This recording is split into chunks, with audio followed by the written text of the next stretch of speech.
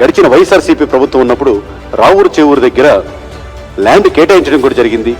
అందులో కూడా అక్కడ ఉన్నటువంటి రైతుల్ని సరిగ్గా కన్విన్స్ చేయలేకపోవడం, అక్కడ కూడా చిన్న చిన్న ఇబ్బందులు వచ్చి ఆ క్రమంలోనే గవర్నమెంట్ మారడం జరిగింది. ఏ ఏరియా అయితే రావూరు చేవూరులో ఈ మెటల్ సిటీ అని ఒక బృహత్తర కార్యక్రమాన్ని శ్రీకారం చుట్టారో అదే ఏరియాలో బీపీసీఎల్ ల్యాండ్లు అడగడం వల్ల కూటమి ప్రభుత్వం మళ్ళీ అక్కడి నుంచి పక్కనే ఒక 15 కిలోమీటర్ల దూరంలో కారేడు గ్రామానికి ఈ షిఫ్ట్ చేయడం జరిగింది. సో ఈ ఏరియాలో ఈ కంపెనీస్ పెట్టుకోవడం జరిగింది. కానీ కరేడు గ్రామస్తుల్లో ఎన్నో భయాలు, I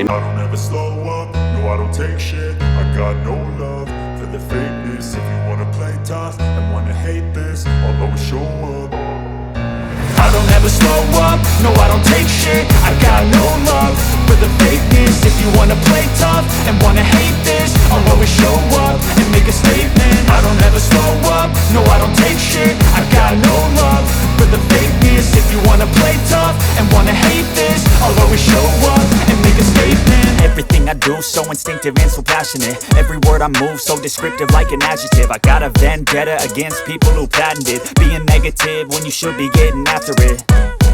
I got facts over tracks, this and that. Spitting slow, spitting fast. I could roast, I could gas. Think I'm okay at last, but I don't know if that can erase all the past. And the pettiness, a reflection of the emptiness. Hilarious, you think you're worth my time, you're delirious. Mysterious, because you hide behind a fake exterior. Inferior, you know I'll always be a bit superior. Get off of me, this ain't no humble brag. I want you to hear words, you can say them back. I want you to feel free from the chains at last, and to believe in what you got, it was built to last, yeah. Now that I've been put through hell, I never got anyone's help. I had to do it all myself.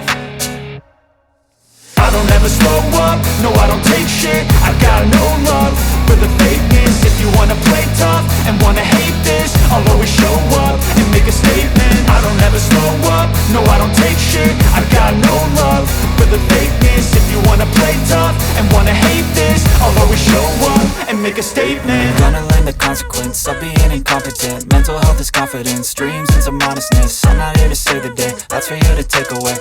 అదే స్టేట్కి వచ్చేసరికి ఇరు పార్టీలు కొట్టుకుంటాయి, తిట్టుకుంటాయి, మాట్లాడుకుంటాయి, ఎన్నికల్లో పోటీ చేస్తాయి. కానీ state విషయానికి వచ్చేసరికి కలిసికట్టుగా పనిచేస్తాయి, ప్రజల్ని కన్విన్స్ చేస్తాయి. అదేవిధంగా సెంట్రల్ గవర్నమెంట్ ఇచ్చి ప్రతి స్కీమ్ని వాళ్ళు తెచ్చుకునేవి. అలాంటి ఎగ్జాంపుల్గా నిలబడే బాధ్యత, అవకాశం ఇక్కడ మన తెలుగు రాష్ట్రంలో ఆంధ్రప్రదేశ్లో ఇరు పార్టీలకి ఆ అవకాశం ఉంది. వాళ్ళకి మీరు ఇవ్వాల్సిందల్లా నమ్మకం, భరోసా. మేము మీ వెనకాల ఉన్నాం, మీకు మోసం జరగదు మేము ఉన్నంత కాలం అని నమ్మకాన్ని ఇవ్వండి. దేశ భవిష్యత్తుకి అండగా నిలబడే ప్రతి రైతుకి కావాల్సింది భరోసా. మీరు భరోసా ఇవ్వండి, వాళ్ళు మీ వెనకాల నిలబడతారు. అక్కడ 10th క్లాసు, ఇంటర్మీడియట్, డిగ్రీ పూర్తి చేసిన ప్రతి ఒక్కరికి కంపెనీల ద్వారానో లేదా ప్రభుత్వం ద్వారానో మేము ఉద్యోగం ఇప్పిస్తాం, ఉద్యోగం ఇస్తాం, ఉద్యోగం వచ్చే వరకు మేము నిలబడతామని నమ్మకాన్ని ఇవ్వండి.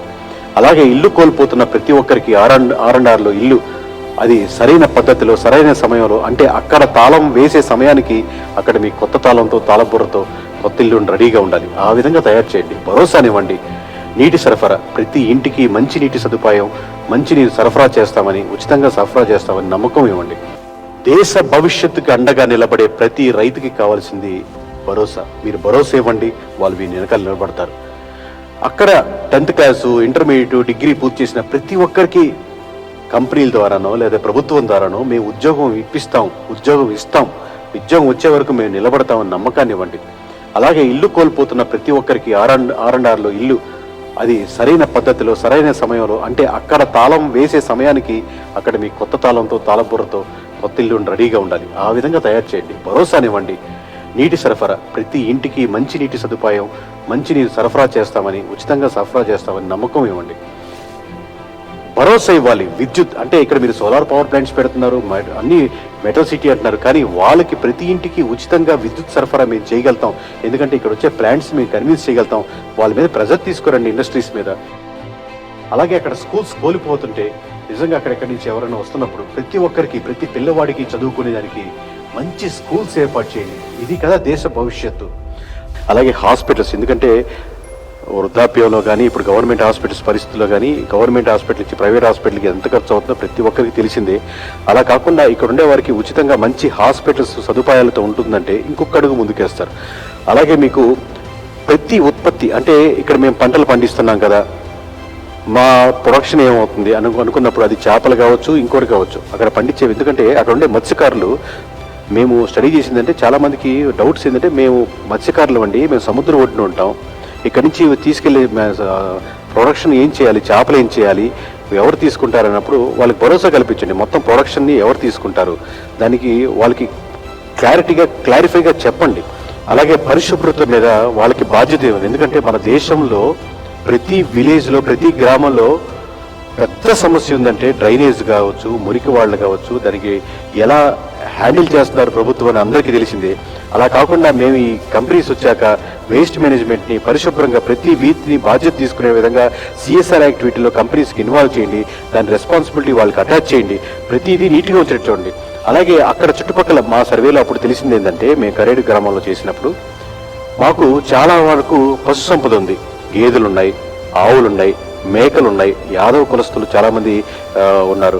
ఇలా రకరకాల సంపదలు ఉన్నప్పుడు వీటిలన్నిటినీ ఎలా, మరి వీటికి రేపొద్దున ఇవన్నీ ఆక్యుపై చేస్తే వాటికి మేత వేళ అన్నప్పుడు మీరు ఇచ్చేది దాంట్లో 30-35% వరకు వాళ్ళు ఖచ్చితంగా ల్యాండ్ వదలాల్సి వస్తుంటుంది. కాబట్టి ఆ ల్యాండ్ని ఖాళీగా ఉండకుండా వాటికి మేతకు ఉపయోగించినట్టు ఏదైనా చేయగలిగితే, ఆ కార్యక్రమాలని గవర్నమెంట్ ఇండస్ట్రీస్కి ఎక్స్ప్లెయిన్ చేయగలిగితే, ఇది మొత్తం ఆ ఊరే కాదు చుట్టుపక్కల మండలాలకు కూడా జరిపేంత ల్యాండ్ వాళ్ళకి ఖాళీగా ఉంటుంది. కాబట్టి వాళ్ళకి భరోసానివ్వండి.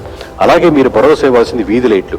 మీరు సోలార్ కంపెనీస్ తీసుకొస్తున్నారు, ప్రతి ఒక్కరు తీసుకొస్తారు, కాబట్టి అక్కడ సోలార్ లైట్స్ కానీ ఇంప్లిమెంట్ చేయడం పెద్ద విషయం కాదనుకుంటా.